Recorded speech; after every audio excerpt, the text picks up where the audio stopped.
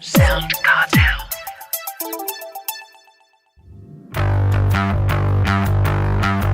In this episode, how to grow your podcast audience using analytics and clever tech. Chartable's co-founder, Dave Zohrob, takes us through all the awesome tools they've built to help podcasters reach more than 1 billion downloads every month. There's a lot of podcasts out there. What is your show doing? Who is it for? What is the story you're trying to tell? And if you don't have that, then no amount of data is going to help you grow your audience, right? You could throw money at it. You could throw time at it. You could put some fancy production values and make a really nice trailer.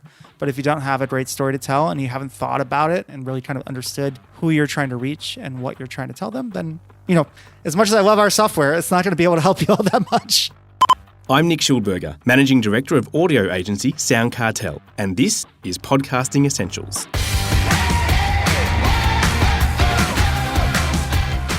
Welcome to episode 6 of season 5. And joining me is producer and co-host Nicole Goodman. Hey Nick, great to be with you once again. Now, just a couple of things to mention before we get to our chat with Dave Zohrob about the very important topic of growing our podcast audiences.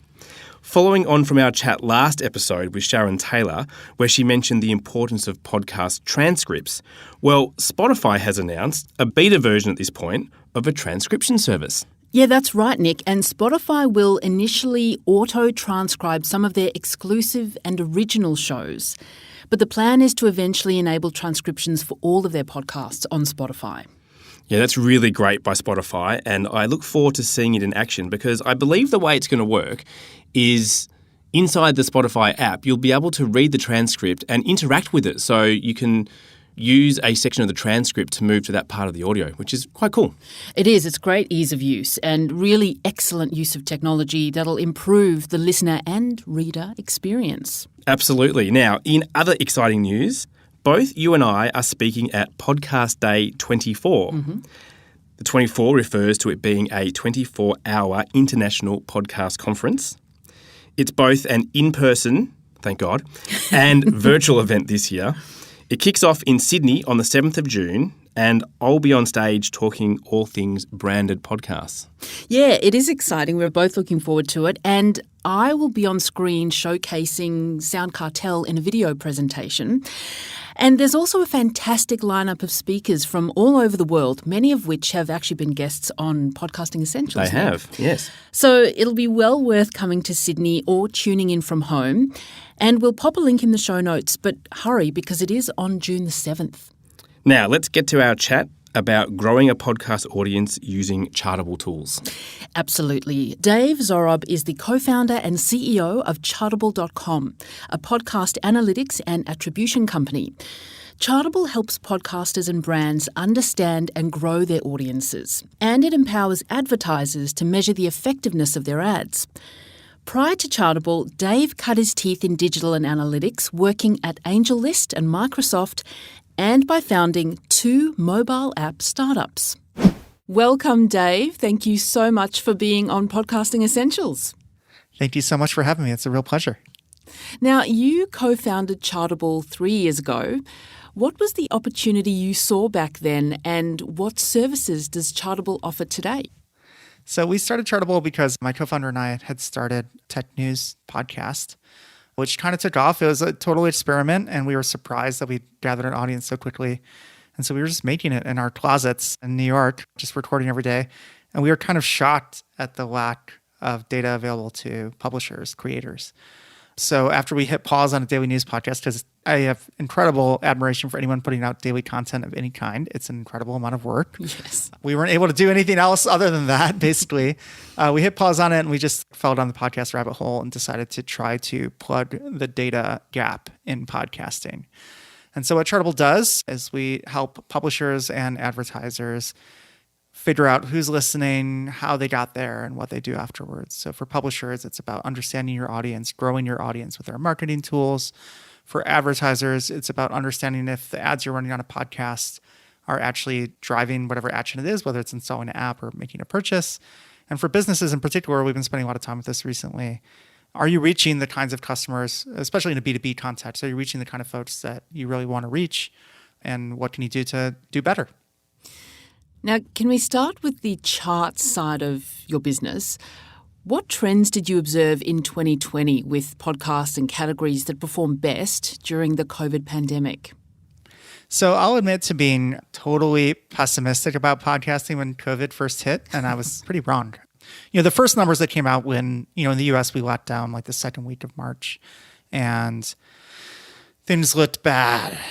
And, we were all freaking out, and, we're based in New York, and it hit here first and hardest, and it was a scary time. And so I thought, okay, the world is ending. Podcast, nobody's going to commute. Like, what's going to happen to podcasts? And it turns out that podcast listening is very resilient. There's some part of it that's linked to people's commutes, but over time, people found ways to replace that commuting time with other listening time. And in the beginning of the pandemic, it was news that was doing the very best, daily news in particular. There were lots of coronavirus daily updates from publishers all around the world in English and in other languages. And it's hard to remember just how crazy that time was. We were all glued to news of any varieties. It was news across all media saw an incredible surge in traffic. And that was, of course, true for podcasting as well. After that, there were some changes. We saw some kinds of escapism type content doing really well. So comedy and anything that would give you a break from the dire news. And so news kind of leveled off a little bit, although it's still one of the most popular genres. Sports was a challenge for a while. Sports were not operational in most contexts. And so it's hard to have a show about sports if there are no sports. But they, of course, have since recovered as well. There was an upsurge in kids and family because the listening contexts were so different. We're all at home with our families and people are just trying different things. And so there was a real renewed interest from parents and giving their kids something different other than just more time in front of the iPad with whatever streaming service they were using. So lots of different kinds of shows benefited. Some were hurt temporarily, but overall, the numbers have recovered to way past where they were at this point last year. How are you with a crystal ball, Dave? For brands that are looking at producing a podcast this year, what types of podcast content do you think are going to perform best?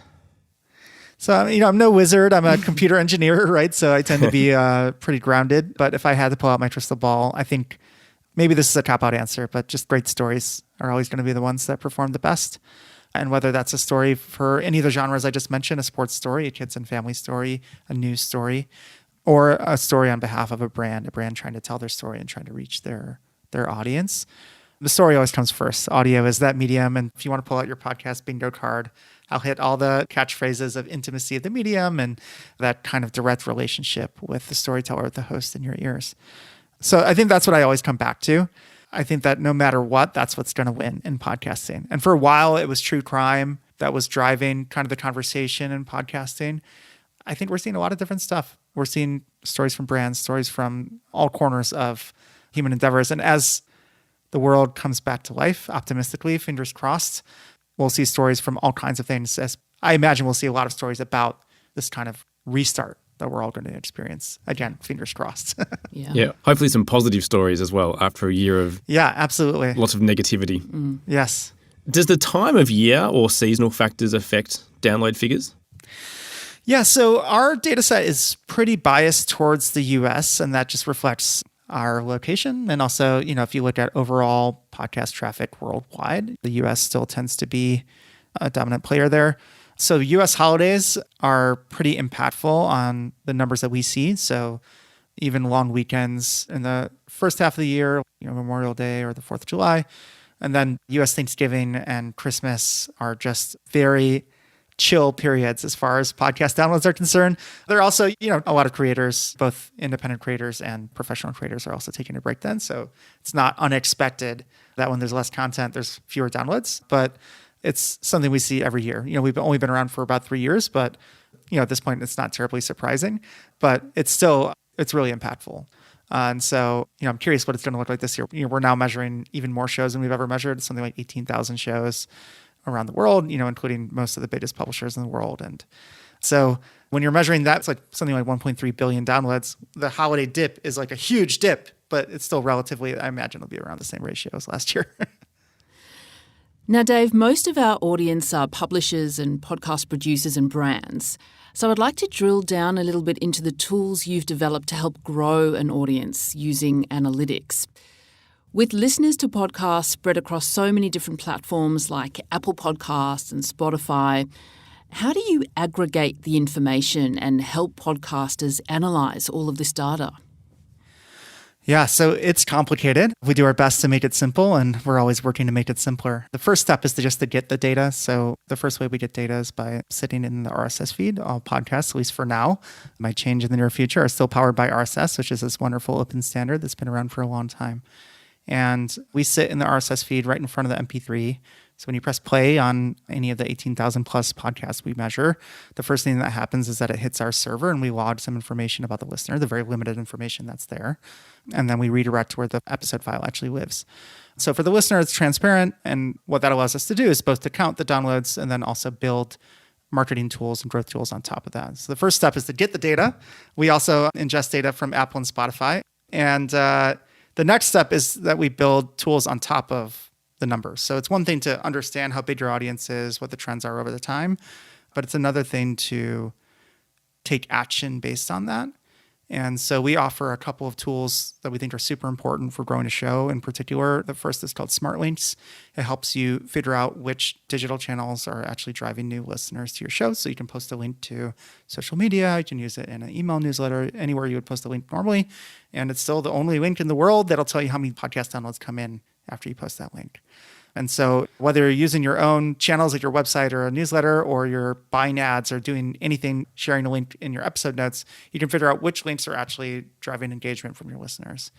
The other tool we have specifically for podcast marketers is called Smart Promos. If you listen to a lot of podcasts, I'm sure you've heard promotional spots for other podcasts. It's like a great channel.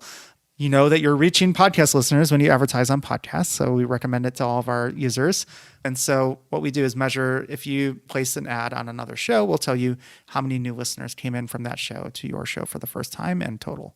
So with those tools in your tool belt, you can start looking at applying, whether it's trades or other kinds of like non-monetary swaps with other podcasters or other digital platforms, or if you've got marketing dollars to spend, spending them wisely, finding the channels that actually drive new listeners and using the data to guide your decisions and making sure that you're making your dollars go as far as they possibly can. How does the analytics data that you collect differ from what podcast hosting platforms provide? I think that's a great question. It's a question we get all the time. So any decent hosting platform will tell you how many downloads you get. We do that too. Some folks are self-hosting their shows and they don't have that from their hosting platform, or they just want somebody else to verify that their audience is what it is, and we're happy to do that. The real value comes in the insights that we build on top of that. So we offer some brand new tools like episode pacing to see how your episodes are performing in the first 7 days after they launch. And we'll talk about our retention tool, which will tell you if your listeners are sticking around from month to month. And then the marketing tools like we just talked about, Smart Links and Smart Promos. These are things that no hosting platform provides. Hosting platforms are wonderful for what they do. They get your sounds onto the internet. That's a pretty important piece of having a podcast. They create your RSS feed. Your RSS feed is like core to delivering your podcast to your listeners. But when it comes to all this extra stuff on top, to really understand what's driving your audience growth and who your listeners are and how to grow your audience, like that's where we shine for publishers. You mentioned retention tools, and we know that retention of listeners over time is a great way to measure if the content we are producing is hitting the mark. And of course, our audience will also grow over time if our retention rates remain high. Could you just explain a bit more around the tools you have for measuring retention and how it all works? Absolutely. So my co-founder and I, when we started Chartable, we come at podcasting from like a computer nerd's perspective, right? So we've both been building startups for a long time, longer than I'd like to admit, probably.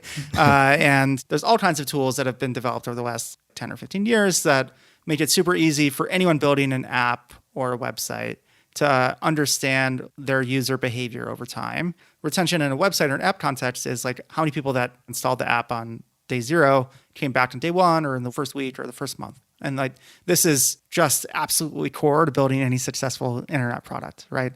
So we were shocked that it didn't exist in podcast land.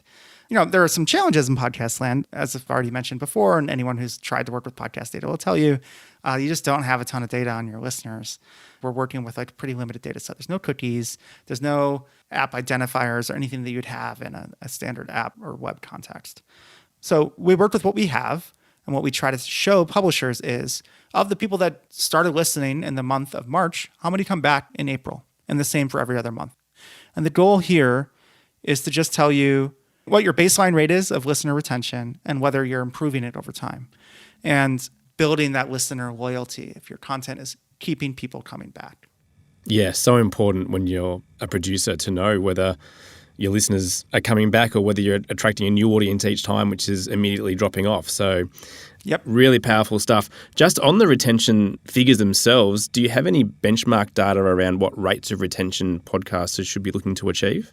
Yeah, again, because it's so new, we're still working on the benchmarks. So it's hard to compare across shows and especially across contexts. For example, a branded podcast is just going to have a different baseline than a daily news show, which will be different than a seasonal documentary series, right? So the recommendation we give right now is look at each show and look at your trend over time, because we have data going back for as long as you've been using Chartable. We can show you the data.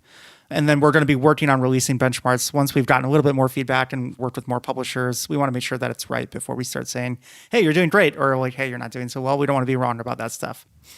You mentioned earlier, Dave, that you developed smart links, which are trackable URLs that automatically direct listeners to your podcasts in their favourite apps. And it also tracks clicks and downloads. Can you explain a bit more about how smart links work and how podcasters can best utilise them?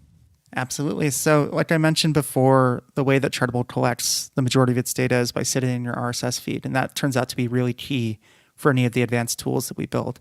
So the first thing you got to do is have Chartable in your RSS feed, like thousands of people do. It's great. People love it. So that's step one. We need to be able to collect information on the downloads.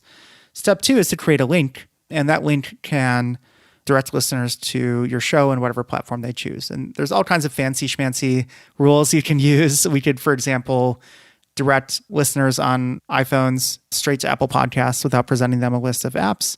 We could send listeners on Android straight to Spotify, or we could send them to your website. There's all kinds of stuff that you can do depending on the context. If you know what your listeners are doing, or if you're using a special link for an ad campaign just on iOS, for example. But basically what we do is we measure those clicks. We count downloads for your show already anyway, and then we're just looking at the intersection of those two kinds of events.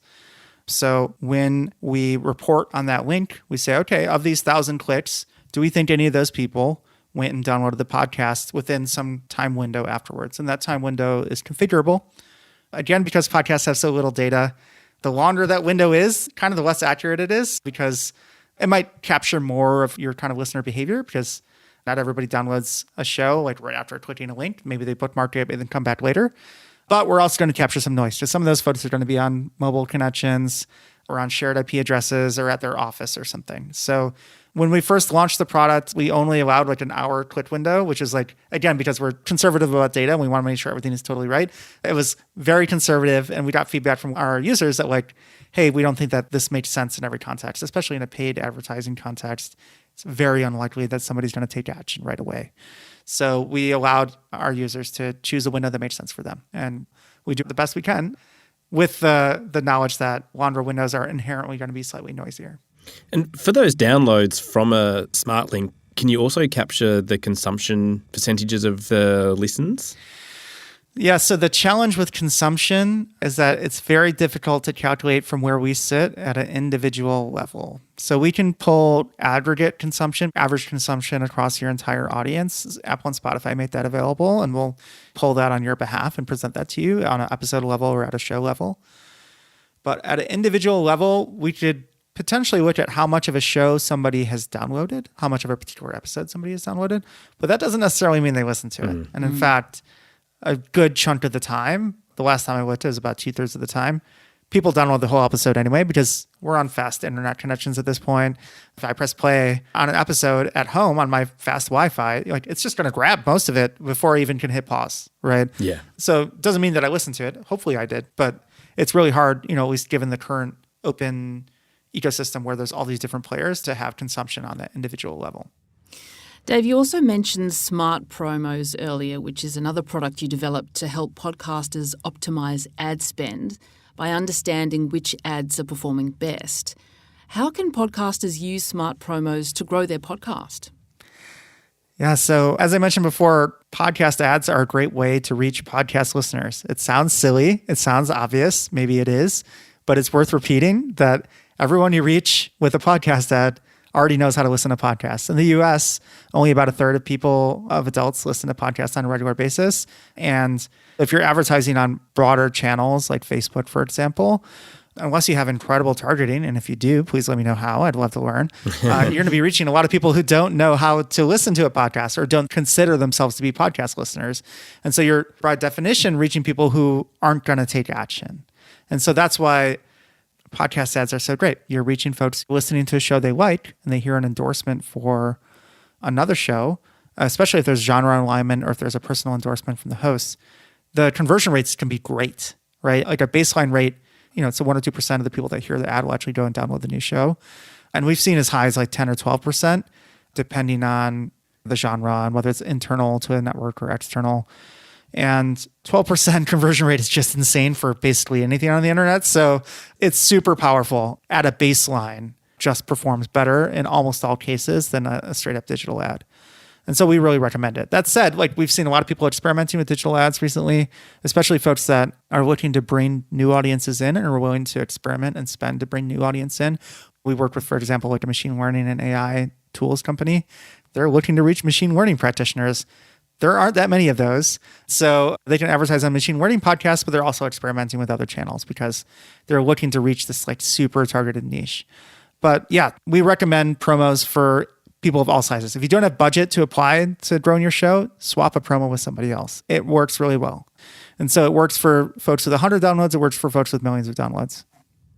I just wanted to ask, for the ads that you're seeing a 12% conversion rate on the higher end, what do those ads look like, sound like? So the most powerful format for a promo is, the term that we use internally is called an episode drop. So it's putting a trailer of another show into another feed. And sometimes the trailer is pretty short, could be a couple minutes long. Sometimes it could be an entire episode. But it's basically like a feed takeover. So if you're subscribed to a podcast and maybe they haven't put out an episode in a while, or maybe they have, but they'll put an entire episode into the feed saying, hey, if you like such and such, you might like Dr. Death from Wondery. And those ads are intense from a listener perspective, right? Like they're really in your face. They cause like a feed update to the show. So if I were a publisher, if I were a creator, I wouldn't want to fill up my feed with these things. But they really work. They really work. And so for folks that are selling them, they know what they're selling. They know that they can command a premium for that. And folks that are buying, it really works. That said, it's also like probably the most intrusive kind of podcast advertising that exists. So it's a double-edged sword. If you fill up your feed with promos for other shows, nobody's going to want to listen to your next episode.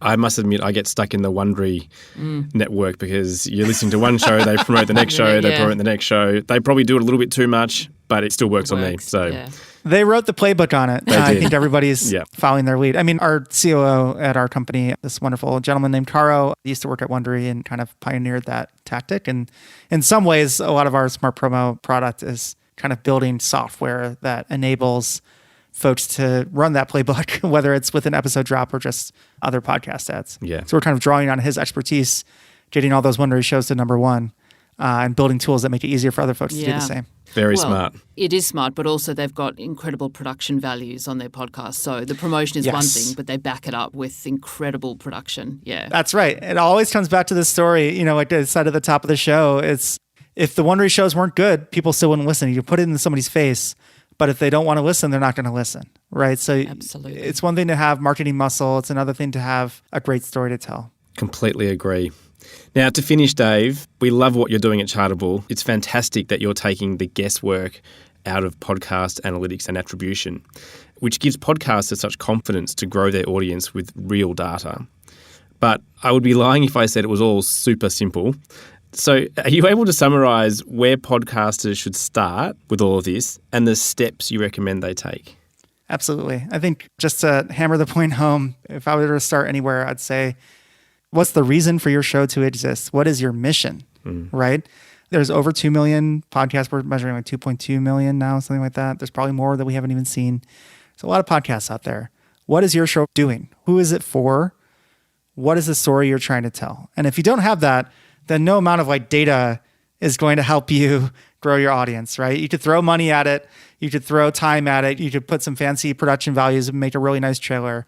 But if you don't have a great story to tell and you haven't thought about it and really kind of understood who you're trying to reach and what you're trying to tell them, then, as much as I love our software, it's not going to be able to help you all that much.